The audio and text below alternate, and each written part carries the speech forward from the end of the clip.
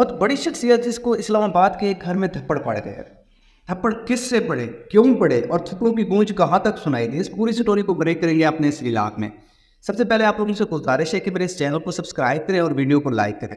نون league کی ایک بہت بڑی شخصیت جو کہ اسلام آباد میں رہتی ہے, اس نے اپنے گھر مدعو کیا 4 لوگوں کو. 2 لوگ تو مسلم لیگ نون کے اعلیٰ عہدیداران تھے, بڑے ایکٹیو سیاسی لوگ تھے, اور جو 2 لوگ تھے ان کا تعلق سیاست سے نہیں تھا, وہ خیر سیاسی لوگ تھے. اب 4 لوگ اکٹھے بیٹھ گئے, کھانا شانا کھا لیا. اب کھانا کھانے کے بعد جس طرح کافی پینے بیٹھ جاتے ہیں, سائڈ پہ صوفوں پہ بیٹھ گئے, اور وہاں پہ گپ شپ شروع ہو گئی, اور گپ شپ میں موضوع سیاست, اور سیاست میں موضوع عمران خان. پاکستان کے سیاست کو ڈسکس جہاں پہ کیا جائے گا وہاں پہ عمران خان تو ظاہر سی بات ہے زیر بحث آئیں گے.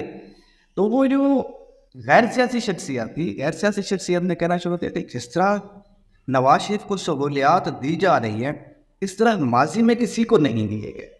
نواز شریف کو جس طرح ایک کنوکٹڈ مجرم سے ایئرپورٹ پر رسیو کیا گیا, بایو میٹرکس وہیں پر پہنچائے گئے, عدالتوں کو مینیج کیا گیا, اس کی مثال ماضی میں کہیں نہیں ملتی.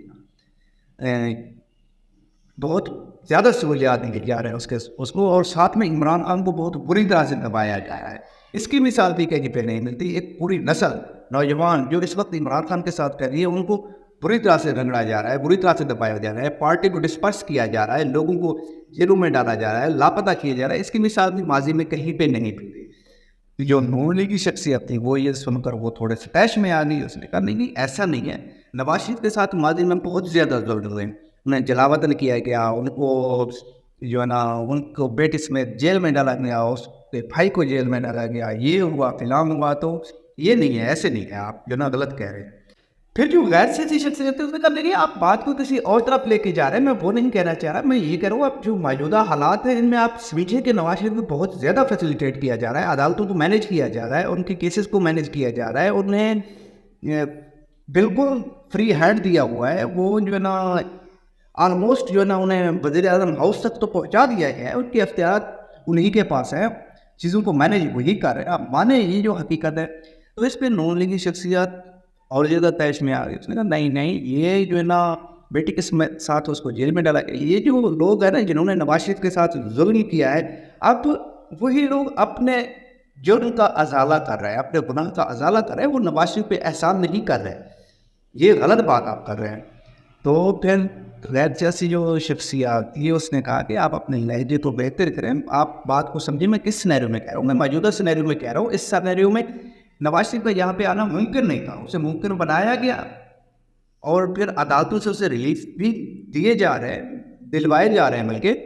تو پھر جو نون لیگ کی شخصیت تھی وہ طیش میں آ گئی اور اس کے ہاتھ نہیں چلنا شروع ہو گئے. دیکھیں فلاں جگہ پہ نواز شریف کے ساتھ ظلم ہوا ہے, فلاں جگہ پہ نواز شریف کے ساتھ ظلم ہوا ہے, اس کی بیٹی کو جیل میں ڈالا گیا, اس کو جیل میں رکھا گیا, اس کی جائیدادیں ضبط کر لیے گئے, اس کے گھر جو نا باہر چور چور کے نعرے لگتے ہیں, لوگوں کو بٹھایا گیا ہے, یہ کیا گیا ہے, فلاں کیا گیا ہے. تو جب وہ غیر سیاسی شخصیت تھی اس نے کہا کہ آپ اپنے ہاتھ کو کنٹرول میں رکھیں, میں آپ کے پاس کھانے پہ مدعو نہیں ہوں, میں جس کے پاس کھانے پہ مدعو نہیں وہ مجھ سے بات کرے, آپ اس لینگویج میں مجھ سے بات نہ کریں. تو پھر جو نون لیگ کی شخصیت تھی, پھر جس طرح ہوتا ہے ڈیبیٹ میں چیزیں بڑھتی چلی جاتی ہیں, آپ اگر ان کو سمرائز نہ کریں تو وہ بہت زیادہ ایکسپینڈ ہو جاتے ہیں.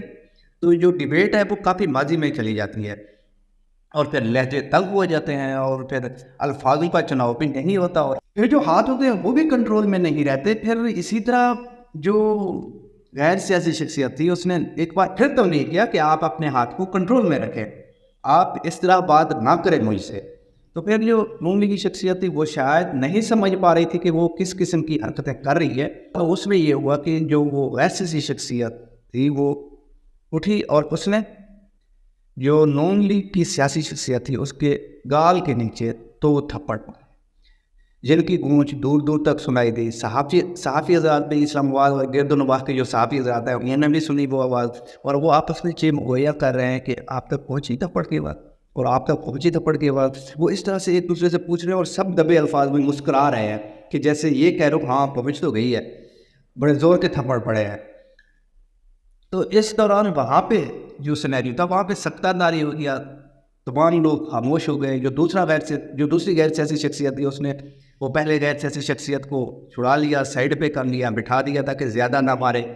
تو جو تیسری شخصیت تھی مسلم لیگ نون کی بڑی شخصیت جس کے گھر مدعو تھے، اس نے کہا یہ تو ظلم ہو گیا، آپ نے یہ تو نہیں کرنا چاہیے تھا، ایٹ لیسٹ ہاتھ تو نہیں اٹھانا چاہیے تھا. تو اس پر وہ جو ویکس سی شخصیت تھی اس نے کہا کہ یہ آپ غلط بات کر رہے ہیں، میں آپ کے پاس مہمان ہوں، کھانے پہ آیا ہوں، یہ کیا ہے؟ یہ مجھے جو اس نے لفافی کہنا شروع کر دیا، اس نے مجھے یوتھیا کہنا شروع کر دیا، اس نے مجھے پتہ نہیں کیا کیا کہا، آپ خاموش بیٹھے رہے. تو یہ چیزیں مجھ سے برداشت نہیں ہوگی. آپ اسے روکتے، وہ جس قسم کی لینگویج استعمال کر رہی تھی نون کی شخصیت. تو اس پر جب بات کچھ زیادہ کنٹرول سے باہر ہوئی تو وہ پھر جو دو غیر سیاسی لوگ تھے وہ وہاں سے چلے گئے. ان کے چلے جانے کے بعد جو نون لیگ کی بڑی شخصیات بچی تھی، ان شخصیات نے، جس میں دو مہمان اور ایک وہ میزبان تھا جس کے گھر مدعو تھے، تو پھر انہوں نے فوراً میاں صاحب کو کہا کہ میاں صاحب یہ تو بڑا ظلم ہو گیا ہے، آپ دیکھیں ہم آپ کو ڈیفینڈ کر رہے تھے اور ہمارے ساتھ کیا کیا ظلم کیے جا رہے ہیں. میاں صاحب نے کہا چلو ٹھیک ہے دیکھتے ہیں، صبح اس میں بات کرتے ہیں.